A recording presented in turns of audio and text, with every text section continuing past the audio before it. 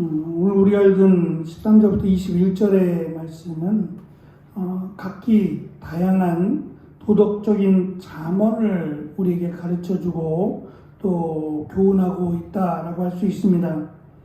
먼저 33절의 말씀은 일해야 할 시간에 잠을 자며 빈둥거린다면 결국에는 양식까지 떨어져 배를 굶게 될 것에 대한 게으름에 대한 경고라고 할 수 있습니다. 14절은 정직하게 흥정하라는 것에 대한 권면입니다. 물건을 살 때에는 조금이라도 싸게 구입하기 위해서 흠을 잡고 이것이 문제, 저것이 문제라고 하면서 값을 낮춰서 물건을 사놓고 나중에 그것을 산 물건에 대해서 지인들에게 자랑할 때에는 좋은 물건을 싸게 잘 샀다고 말하는 경우를 지금 설명합니다. 결국 자신의 이득을 위해서 다른 사람의 물건을 흠을 잡거나 좋지 못하다라고 말하는 것에 대한 경고라고 할 수 있습니다. 15절은 돈으로 살 수 있는 금이나 또 다양한 보배들이 있지만 그 가운데 가장 귀한 보배는 지혜라는 것에 대한 강조입니다.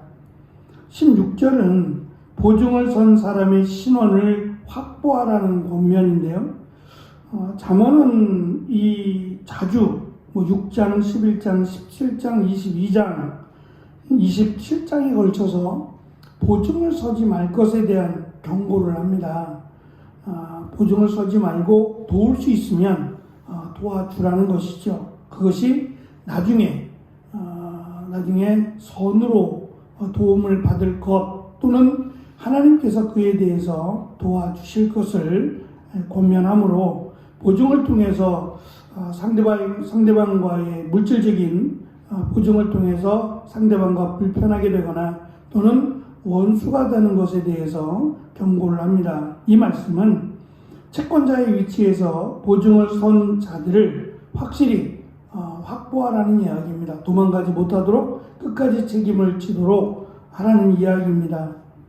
17절의 말씀은 남을 속여서 얻은 수입은 결국 탈이 날 것이다 라는 것에 대한 권면입니다.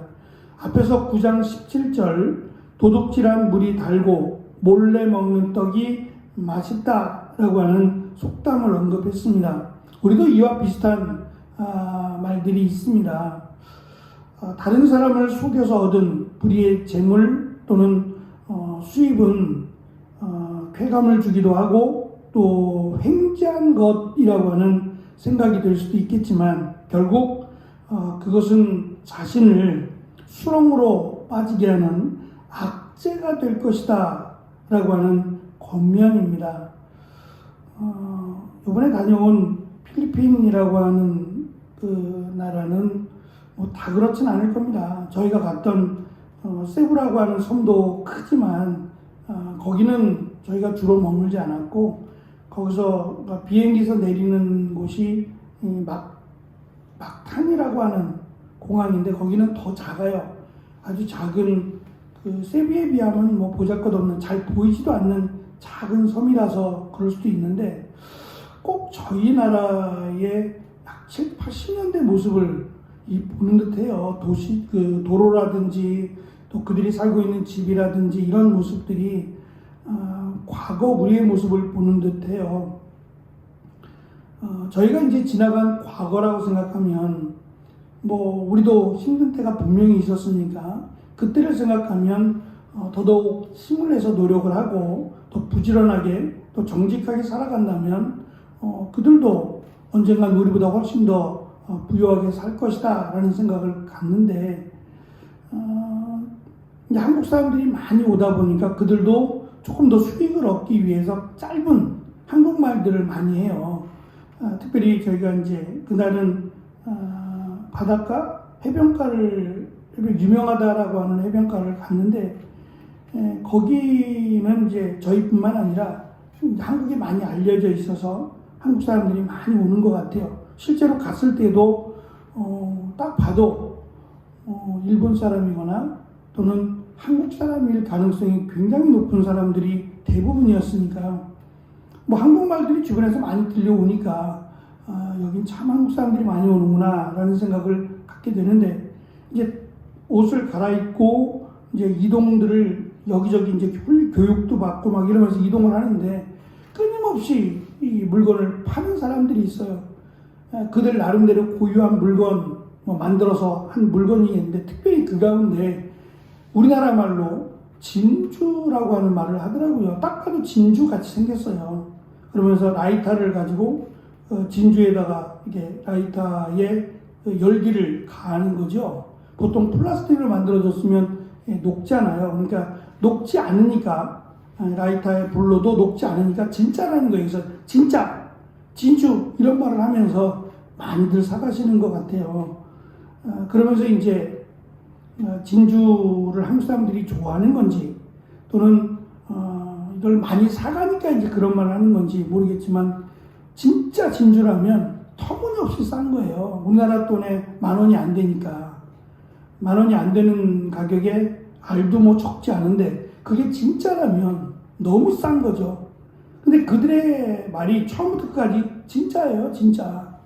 그 진짜라는 말을 처음부터 끝까지 하는 겁니다. 진짜겠어요? 예?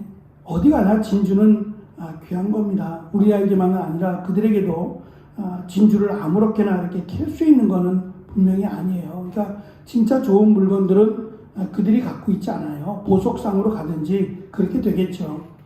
그들이 바보가 아닌 이상 그렇게 귀한 진주를 10,000원도 안 되는 터무니없는 가격에 팔겠습니까? 누가 생각해도 상식적으로 이해가 되지 않아요. 그럼에도 불구하고 안타까운 점은 처음부터 끝까지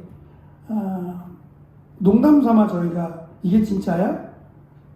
라고 몇 번을 말을 해도 진짜래요. 그러니까 이 도덕적 양심이 이 돈만 벌면 된다 라고 하는 것에서 참 실망이 됐어요. 그만큼 절박하다라고 말하면 할 말이 없겠지만, 그래도 참 그 나라의 그 민족성이라든지 이 도덕성의 가치를 두었을 때 당장 먹고 사는 것, 글쎄요, 그들의 평균 그 샐러리맨들 또는 평균 그 수입이 얼마냐면, 한 인구당 조사했을 때 필리핀 사람들의 평균 수입이 한 달 60만 원입니다. 그러니까 우리 생각하면 많이 힘든 거죠. 60만 원 가지고 한 달을 살아가야 되는데 나름대로 살아갈 수 있도록 또 그런 제도들이 있지 않겠어요?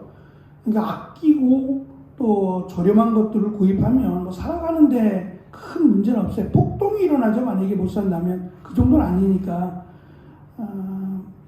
거기에 비하면 10,000원이라고 하는 금액도 작은 금액은 아닐 겁니다. 그렇더라도 처음부터 끝까지 이거를 저희한테만 그렇겠어요? 보는 모든 사람들에게 다 진짜라고, 이것이 진주라고 말하면서 파는 모습들을 생각해 볼 때에 안타깝다라는 생각을 금할 수 없어요. 저희도 마찬가지일 겁니다. 저희가 잠시 들으지만 저희가 하는 행동이나 말이 결국은 한국 사람들을 대변할 수 있잖아요. 보면 그냥 아무데나 쉽게 쓰레기를 버리는 그런 분들도 봐요. 특히 젊은이들 같은 경우 잠시 이제 와서 휴양하고 돌아가는 그런 친구들도 많이 보니까 대부분 젊은이들이에요. 그들이 말하는 거나 그들이 행동하는 것들을 이렇게 잠시 보게 되면 참 무례하구나. 이들이 조금 우리보다 못 산다고 해서 이들을 대하는 태도나 이런 말들이 참 무례하다라는 생각도 했어요. 저희는 나름대로 조심한다라고 하면서 행동을 했는데, 그러한 모습들이 참 지성인답지 않은 그런 모습이기도 합니다. 어쨌든 솔로몬은 불의하게 우리가 흔히 말하는 횡재한 것에 대해서 분명히 탈이 날 것이다. 그리고 그를 그 자체를 횡재했다라고 느끼는 그 사람을 자신의 그 수렁에 빠지게 하는 악재가 될 것에 대해서 경고합니다. 18절은 큰 일을 할 때, 중요하고 큰 일을 할 때는 많은 사람들에게 조언을 구하고 신중하게 생각을 하고 결정하라는 것에 대한 경고입니다. 특별히 이 전쟁을 언급하고 있는 것은 이 결정을 왕이 하거든요. 왕의 권력으로 전쟁을 해야 된다, 하지 않아야 된다라고 결정할 수 있을 겁니다. 하지만 그것에 대한 책임을 왕이 지어야 되겠죠. 그러니까 이 중요하고 큰 일에 대한 결정뿐만 아니라 어찌 보면 개인적으로도 중요하다 또는 큰 일이라고 할 때에는 다른 사람들의 의견을 들어보고 조언을 들어본 뒤에 결정하라는 겁니다. 19절은 입이 가벼운 자를 멀리하라고 권면합니다. 한담이라고 번역된 단어는 비방이나 험담을 일컫는 단어입니다. 자기 주변에서 일어나는 일이나 또는 자신과 관련이 없는 사람, 우리가 흔히 말하는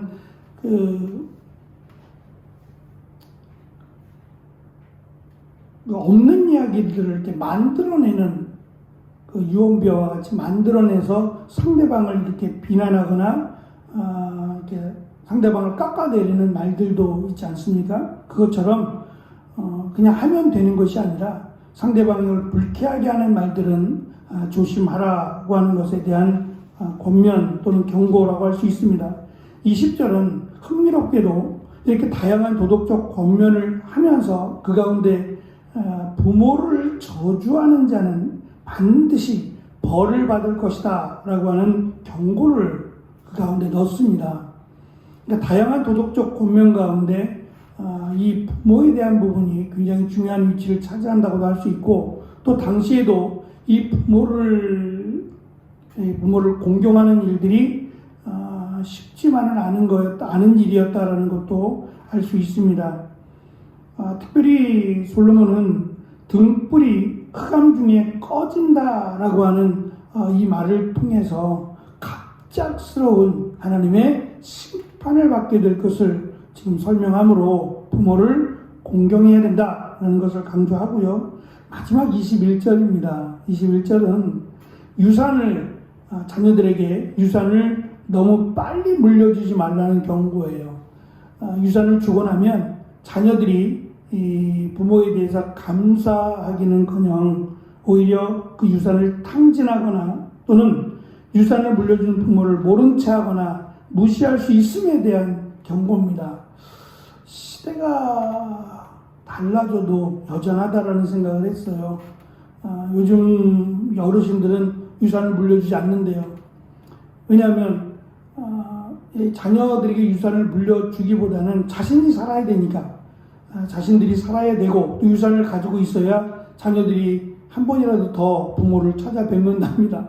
그래서 무조건 자손에게 옛날처럼 자식에게 물려줘야 된다라는 생각들을 많이 하지 않으신데요. 왜냐하면 길게 사시니까, 옛날과 다르게 길게 살아야 되니까 그 살만큼의 시간을, 또 시간의 재물이 필요하니까 유산으로 물려주지 않는다고 합니다. 어쨌든 21절에 있는 이 자녀들에게 서둘러 유산을 물려주지 말라, 이 말은 물려주지 말라는 말이 아니라 마지막 때가 되어서 세상을 떠날 때 물려주라는 말일 겁니다. 그만큼 이 물질과 관련된 내용들이 이 도덕적 잠언 안에 상당히 많다라고 하는 것을 볼 때에 이 물질과 관련이 없이 살 수는 없지만 물질로 인해서 상대방을 불쾌하거나 상대방을 속이거나 또 하나님의 마음을, 하나님의 영광을 가리우는 일들이 참 많구나라고 하는 것을 생각을 해봤어요. 물질이 필요합니다. 하지만 이 물질 때문에 내가 망할 수도 있고 물질 때문에 하나님의 축복을 받을 수 있다라는 것도 우리가 기억하면서 특별히 수고에 흘린 땀의 가치를 깨닫고 그것을 통해서 지혜롭게 물질을 잘 사용하고 또 물질을 통해서 사람을 살리고 세울 수 있는 귀한 지혜로운 삶을 사는 또 오늘 하루가 되어지시기를 축원합니다. 기도하겠습니다.